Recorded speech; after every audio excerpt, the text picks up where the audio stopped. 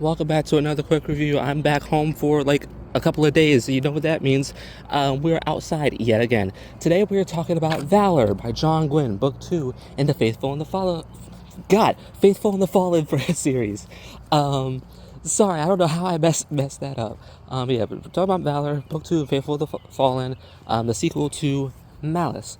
And I think what I like to do with these quick reviews is start with a overview or my basic thoughts, and then kind of get into the nitty gritty. And so my basic thoughts on Valor is I would give this book the same rating as Malice, but I enjoy Malice more. If you get my drift, I think Valor is a really good follow up. I think it's a really good follow up. It's a really good sequel. That being said, I had more fun reading Malice. There are certain points in Valor, and I think it comes down to John Gwynne's pacing and his characters.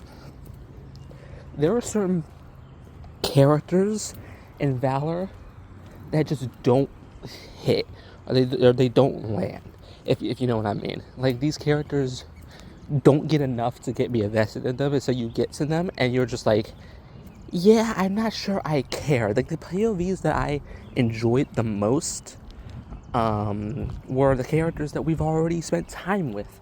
So characters like Veritas and Corbin, obviously, Quinn and May Quinn and Caitlin. Like, these characters are all great. And there were some new characters that I thought were relatively interesting, like Fidel and or whatever her name is, and God, not like us.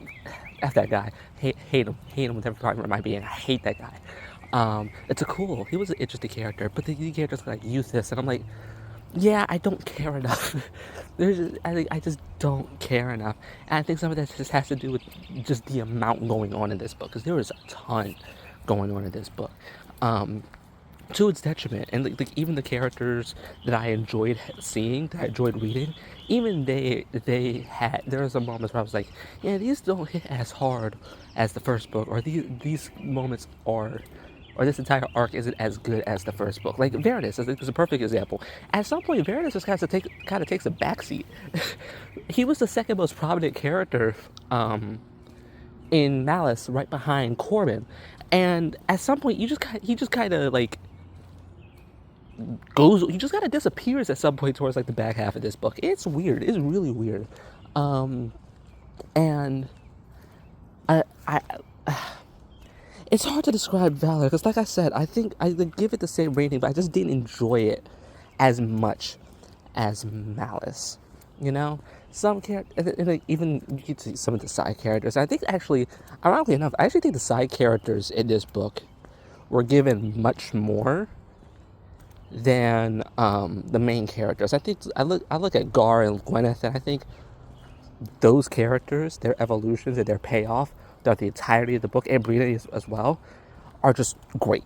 You see stuff that happens with Heb and Corbin and his sister, and Gar and his family stuff, and how that evolves these side characters. And I think that actually works really well. I think the evolution of the side characters are great.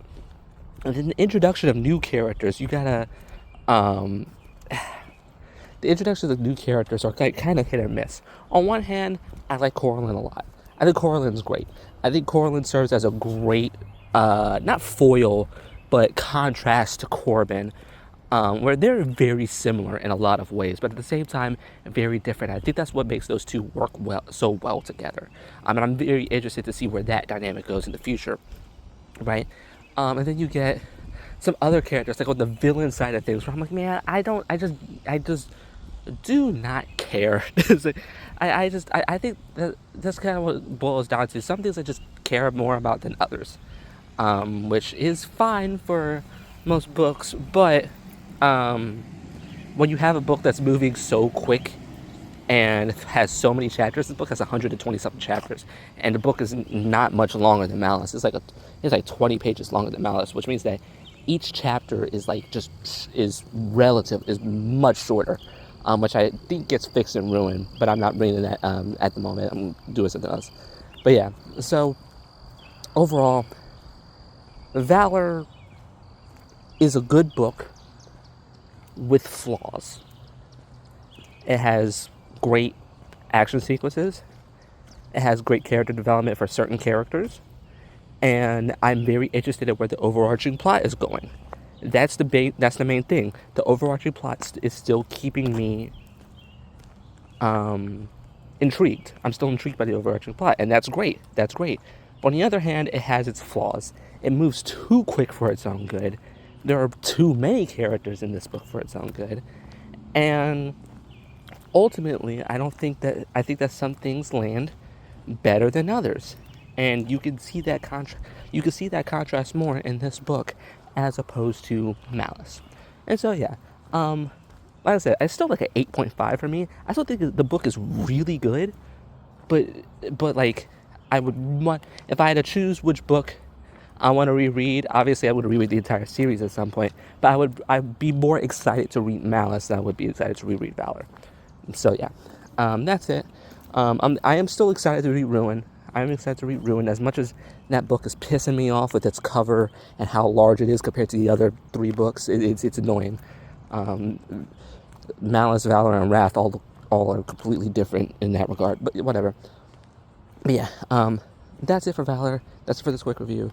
Thank you for watching. See ya.